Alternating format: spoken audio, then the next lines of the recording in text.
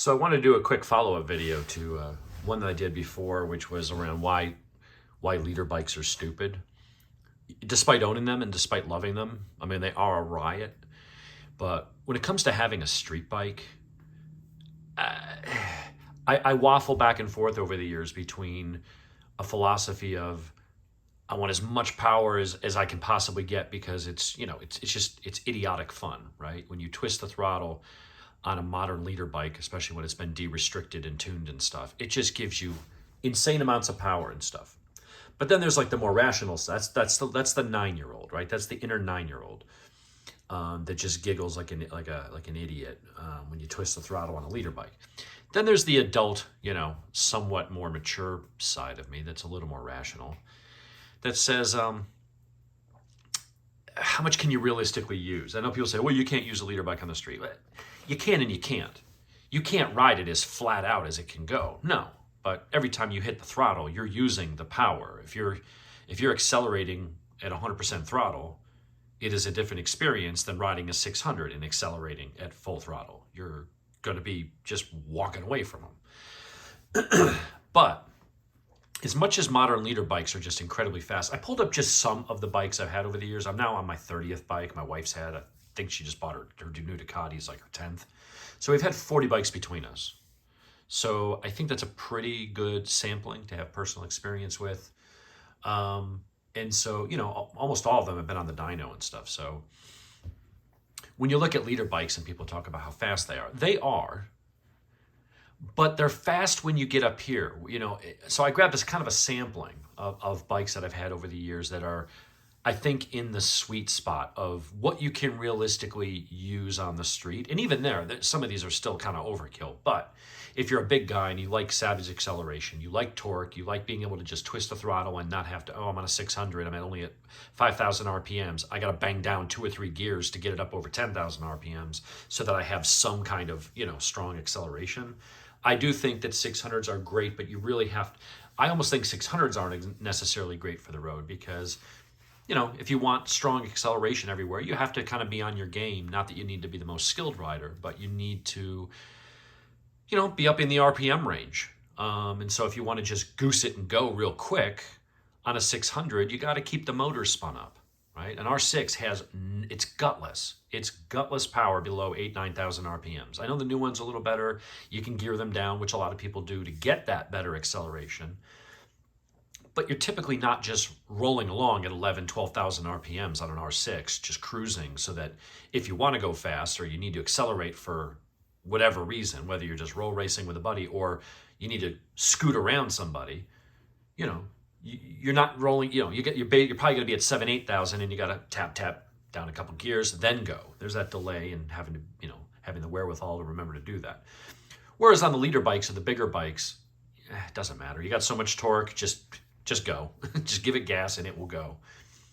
So, I look at my R1 and you look at the number and you're like, okay, that is the most impressive. That's 182 at the wheel, which means you're somewhere around 215 at the crank, 212 at the crank, somewhere in there. Like, that's just idiotic power.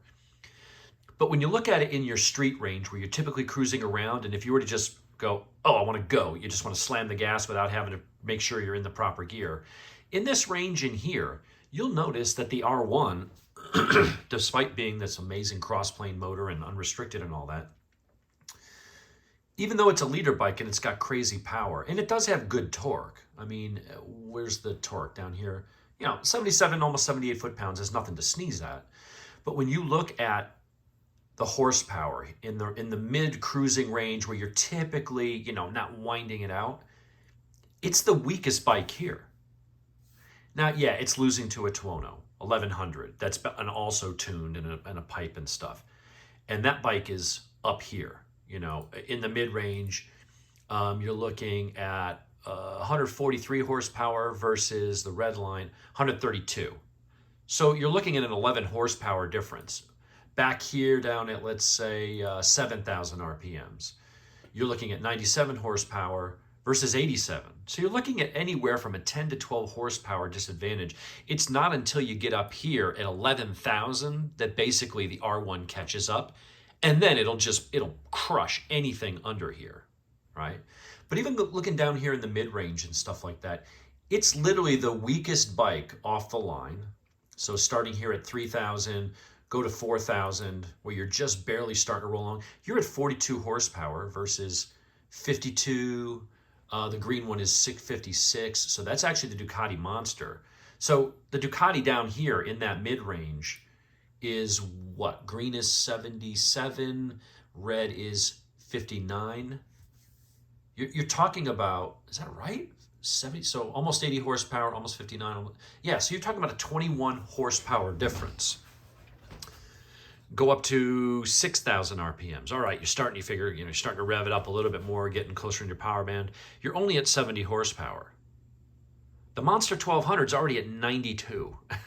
You're 22 horsepower ahead.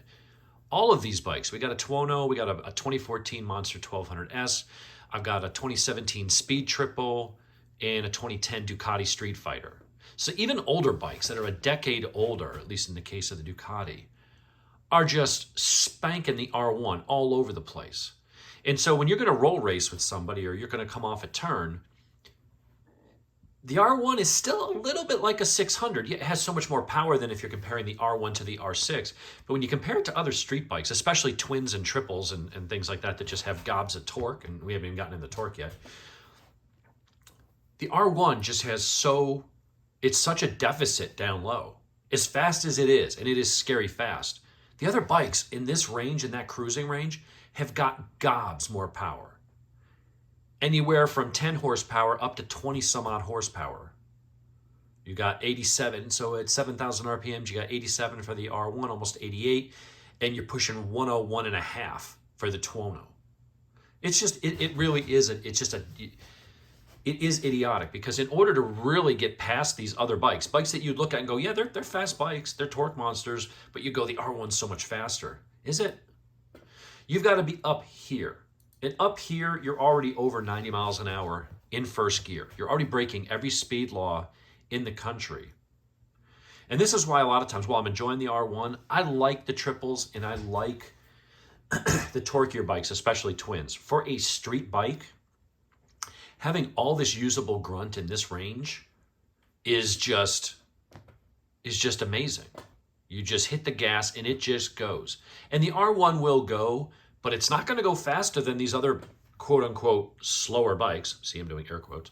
Slower bikes until you get up over 11,000. Well, I mean, in the other case, yeah, it'll beat some of these over in here. But, even here, the slowest bike here is the Speed Triple. Only putting out 121 horsepower. It's not until almost 8,300 RPM. It's not until 8,300 RPMs that the R1 catches up to the slowest bike here. So you can say, well, it's got a 60 horsepower advantage. Yeah, way up here. Dance down the gearbox, get your RPMs up. But up here, you're already going to go to jail speed, and you haven't even gotten out of first gear yet. So that's why I say they're stupid for the street. It doesn't mean that you shouldn't have one. I do. But when you look at where they make their power, it's not just always about the what. This is the what. This is what it makes. Okay, and you say, well, that's going to be the fastest bike. Sure. Ultimately, that will be the faster bike. But you have to look at where you're riding it, what conditions. Are you up in the mountains where it's twisty and you're having to slow down for the turn and then come off the turn and accelerate to the next turn and brake, and you don't really have time in between turns to rev the nuts off this thing to get up here? Yeah, the R1 will probably be, a skilled rider should be just as fast, but maybe not. When you look at how much horsepower these other bikes have coming off the turns at lower RPMs and don't have to worry about downshifting and up, and all that kind of stuff, let's go back over, let's shrink this one and go to torque. The R1 is all the way down here, 61 foot-pounds. And the green one, which is the Ducati Monster, is at 80 foot-pounds, almost 81. You look at 19 foot-pounds. Now, if you do the math on that, going from 61, basically, 62 to 80, just as rounded off, 60 to 80, you're talking about a 30% increase in torque at 6,000 RPMs, right down in that cruising range, that 5 to 8,000 range where you're typically at, unless you're, really getting on it. This is why I love twins. And I do love the R1. It's an amazing bike.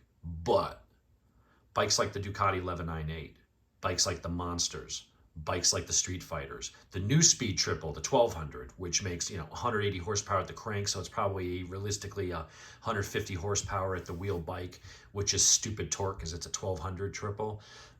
That's where I really do think those are the best street bikes. Well, I'm going to rock the R1 for a while, and I will have fun on track. And on track, I'm going to, not that I'm going to be Rossi and be able to really make the most of it there, but that's where I am going to spend most of my time between like 9,000 and 13,000. I'm going to spend more of my time up here, and that's where that'll ultimately be faster. But on the street, it's kind of hard to do that with a bike with that much power. Just having that not lazy, I guess, but just having all that torque and just instant muscle without having to rev it up, this is kind of where it's at. I really do think that these bikes make much better street bikes. On track, yeah, the R1 should be quicker if you have the talent to use it, which I'm not saying that I do, but I will be faster on the track on an R1 than I will on an R6, especially a bigger track like Road A that's got longer straightaways.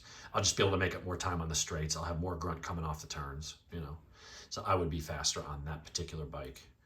But that's why I think they're stupid. And again, people think, oh, being stupid means, no, don't buy it. No, it's just, when you look at where the power is, you look at the what, and and a lot of people buy stuff based on just numbers, right? People are like, well, this is the fastest, I got to have it. Okay. And then you get on it, and then you're like, why is this guy, I'm up in the turns on an R6. This is supposed to be this amazing track bike. Why is the guy in the DRZ 400 whipping my butt in the tight, twisty stuff up in the mountains? Well, because he's got more torque, and it's more usable, it's more accessible, and you can't, there's no real place for you to get up to 16, 17,000 RPMs to put your power down, And the R1 certainly has more in the mid-range and the low end than a 600 will ever have, but it still suffers from that, to get to the spot where it's the king of power and acceleration. It has that sort of more narrow window compared to these other bikes. Compared to a 600, yeah, it's going to stomp it everywhere and it won't matter. But there are a lot of those good mid-range, mid-size engine bikes that are putting out, they may be down 20, 30, 40 horsepower from the R1. But where they do make their power and torque in that mid-range, far outclasses the R1. As amazing of a bike as the R1 is, you can see how it really is until 8,300. It's the slowest bike, and it's the least powerful bike, and it's got the least horsepower and torque of any of these. And I could have put more up there. I could have put my Ducati 1198. I could have put, some other bikes up there. But even just the Speed Triple, which is a little portly and chunky, but it does have, good usable horsepower and torque. It's stomping the R1. Got to get over 8,000. Then the R1 beats that bike.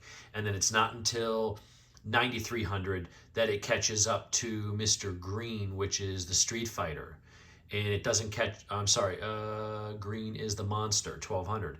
It's not until almost 10,000 RPMs that it catches up to the Ducati Streetfighter. It's not until 11.2 that it catches up to the Aprilia. And it's only from 11.2 on, the Aprilia just kind of, I think the Aprilia is the best balance because it's not as much here as the the Ducati, the Monster. The Ducati's just got massive. That's just a great motor, but it signs off a bit early. You're already, your power peaks back here, and you're already starting to drop off before 10,000. So you ride this wave of horsepower and torque, and it's great coming off the turns. But the Aprilia, while being a little down here, once you're at 8,500, it just powers past everything, and including the R1. It's ahead of the R1 the entire time. So when Ken and I were going up, Blood Mountain, and I was fighting wheelies and my bike was drifting towards his lane, so I backed off the gas. However, even that withstanding, he's making more power than me and torque everywhere. It's not until 11.12, 11.2 and up. So I've got to have a nice straightaway and be able to keep the front end in check so that I'm not, wheeling and drifting and stuff like that. I will eventually blow right past him because his is going to drop off, and I'm just going to keep going. And you get out here, he's got to shift around here to keep him within the horsepower range. So he could probably hold on to about 12, and then the more he revs it past there, it's just going to make less and less. Well, mine makes more and more. So that's the area I can beat the Tuono. Other than that, the Tuono is going to just smash me everywhere else on the street. The Tuono is going to have more grunt coming off the turns. I've got to get somewhere. I've got some real room to stretch my legs and be able to hold it long enough before the next turn to where I can come out here, and now I'm making a 22 horsepower more. His is, you know, having to shift, and he's back over here, and I'm still out here pulling like a freight train. Unless I'm in that situation, Tuono's going to spank me. Even if on paper the R1's faster, depends on where and how you're riding it. Only in this narrow window is the R1 faster. Up to that point, a bike like the Aprilia is going to stomp me into the ground. Anyway, that's why I said they're stupid. So I figured I would elaborate and throw little numbers and math at you. So anyway, have a good day. Talk to you later. Leave your comments and thoughts in the comment section.